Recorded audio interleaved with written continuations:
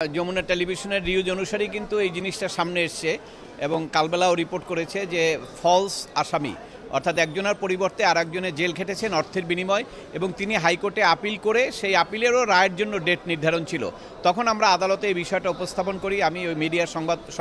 সম্পৃক্ত করে যে এটা আদালতের জন্য একটা বিব্রতকর এবং আদালতের ভাবমূর্তি নষ্ট হবে, জনগণের আস্থা নষ্ট হবে। ওই মামলায় আদালত এটা কনসিডার করে ওই রায়টা স্থগিত রেখে আমাদেরকে শোনার জন্য সুযোগ দিয়েছেন এবং এক পর্যায়ে আদালতের নির্দেশনা অনুসারেই আইনজীবী, আসামি পক্ষ, জেলার এবং আমরাও সবাই আমরা এফিডেভিট আদালতে দাখিল করেছি। ওইগুলোর সম্পূর্ণ শুনানি শেষে আজকে রায় দিয়েছেন। প্রথমত আদালত বলেছেন যে নাজমুল, তারপরে মিরাজ এবং আপনার ফরিদ, এই তিনজনের বিরুদ্ধে রেজিস্ট্রারকে বলেছেন যে শাহবাগ থানায় একটা এফআইআর দায়ের করার জন্য ফৌজদারি আইনের 419 এবং 109 ধারায়, যেটার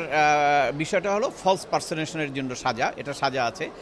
এরপরে আদালত আরও কতগুলো নির্দেশনা দিয়েছেন, এটা তদন্ত করার জন্য বলছেন এবং তদন্ত কর্মকর্তাকে বলছেন এই মিডিয়ার রিপোর্ট এবং অন্য এফিডেভিট যেগুলো আদালতে আছে সেগুলোও যেন তদন্তকালীন সময় বিচার বিশ্লেষণ করা হয় এবং এই তদন্তকালীন সময় যদি কোনো আইনজীবী বা অন্য কারো কোনো সম্পৃক্ততা পাওয়া যায় তাদেরকেও তদন্তের আওতায় নিয়ে আসার জন্য আদালত নির্দেশ দিয়েছেন।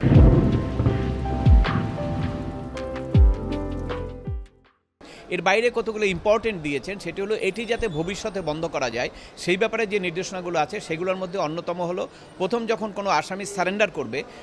বিচারকদেরকে নির্দেশনা দিয়েছেন এবং রেজিস্ট্রারকে বলেছেন একটা নির্দেশনা তাদের উপরে জারি করার জন্য যে প্রত্যেকটা বিচারক যখন কোনো আসামি সারেন্ডার নেবেন তার কাছে উপস্থাপিত হবে, তার পরিচয় নিশ্চিত করার জন্য তিনি আইডি কার্ড অথবা পাসপোর্ট অথবা জন্ম সনদ এগুলো চেক করবেন, চেক করে কনফার্ম করবেন এবং উনি যে আসামিকে সারেন্ডার নেবেন ওই ডকুমেন্টগুলো আইনজীবীর শনাক্তকৃত হতে হবে এবং ওই একই ডকুমেন্ট যখন জেলখানায় আসামিকে পাঠাবেন তার সঙ্গে সেই ডকুমেন্ট পাঠাতে হবে। এরপরে জেলার অথরিটিকে বলছেন আসামি যখন জেলখানায় যাবে তার যে ফিঙ্গারপ্রিন্ট, পুরোপুরি ফিঙ্গারপ্রিন্ট নিয়ে তারপরে সেইখানে তাকে নিশ্চিত করতে হবে যে এই আসামি সেই আসামি কিনা, এটা হলো জেলার অথরিটির কাছে বলেছেন। এবং আইনজীবীদের জন্য বলেছেন, আইনজীবীরা যেমন এখানে বলেছিল যে অনেক সময় আইনজীবীদের কাছে তদবিরকারক আসে কিন্তু সে কিন্তু কিছু জানে না, মানে তদবিরকারক সার্টিফিকেট কপি নিয়ে আসে আসামি পক্ষে, তখন আইনজীবী ফাইল করে, কে আসলো কি এটা কিন্তু তার জানা থাকে না। এটি নিশ্চিত করার জন্য আদালত বলেছেন, বার কাউন্সিলকে বলেছেন যে সমস্ত আইনজীবীদেরকে নির্দেশনা দেওয়ার জন্য যখন কোনো আসামি সারেন্ডার করবে তখন তার যে বেইল পিটিশন, সেই বেইল পিটিশনের প্রথম প্যারাতেই